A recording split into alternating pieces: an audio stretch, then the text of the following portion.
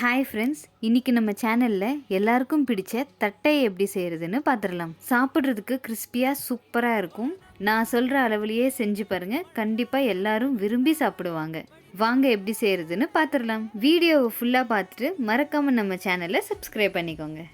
Stove on பண்ணிவிட்டு ஒரு பாத்திரத்தில் வேர்க்கடலை 1 கப் எடுத்து லைட்டாக ஃப்ரை பண்ணிக்கலாம். ரொம்ப வறுக்கணும்னு அவசியம் இல்லை, லைட்டாக வறுத்தாலே போதும். பொட்டுக்கடலையும் 1 கப் அளவுக்கு லைட்டாக ஃப்ரை பண்ணிடலாம். ரெண்டும் ஈக்குவல் அமௌண்ட்டில் எடுத்துக்கோங்க. நல்லா ஆறட்டும். இப்போ ஒரு அகலமான பாத்திரம் எடுத்துக்கோங்க, அப்போ தான் மிக்ஸ் பண்ண கரெக்டாக இருக்கும். 2 கப் அளவுக்கு அரிசி மாவு சேர்த்துக்கலாம். கொஞ்சமாக எள்ளு சேர்த்திடலாம். மிக்ஸி ஜாரில் 7-8 காஞ்ச மிளகாயை சேர்த்து ஃபஸ்ட்டு நைஸாக அரைச்சிடலாம். மிளகாய் தூள் சேர்த்துனீங்கன்னா அவ்வளோ டேஸ்ட் இருக்காது. ஸோ காஞ்ச மிளகாயை சேர்த்திட்டு 5 பல் பூண்டையும் அது கூடவே சேர்த்து வறுத்து வச்சிருக்கிற பொட்டுக்கடலையும் சேர்த்திட்டு ஜஸ்ட் 2 செகண்ட் மட்டும் மிக்சியில் போட்டு அடித்து மாவு கூட சேர்த்திடலாம். வேர்க்கடலையும் தோலெல்லாம் உரிச்சிட்டு ரிவர்ஸில் 2-3 தடவை அடிச்சிடலாம். ரொம்ப நைஸானாலும் நல்லா இருக்காது. தேவையான அளவுக்கு உப்பு சேர்த்திடலாம். ஃபஸ்ட்டு நல்லா மிக்ஸ் பண்ணிடலாம். மிக்ஸ் பண்ணிவிட்டு கொஞ்சம் கொஞ்சமாக தண்ணி சேர்த்து சப்பாத்தி மாவு பதத்துக்கு பிசைஞ்சிடலாம்.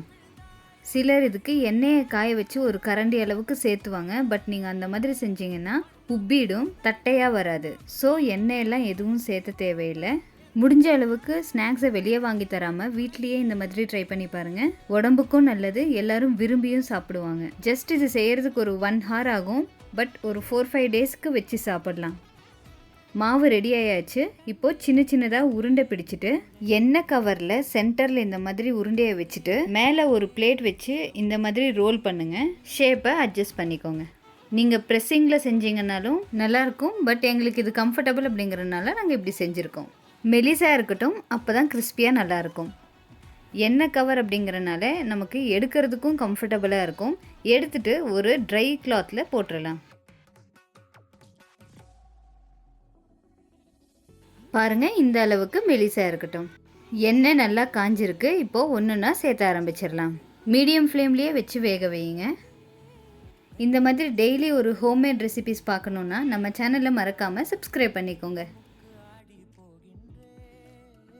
அவ்வளோதாங்க, ரெடி ஆயாச்சு.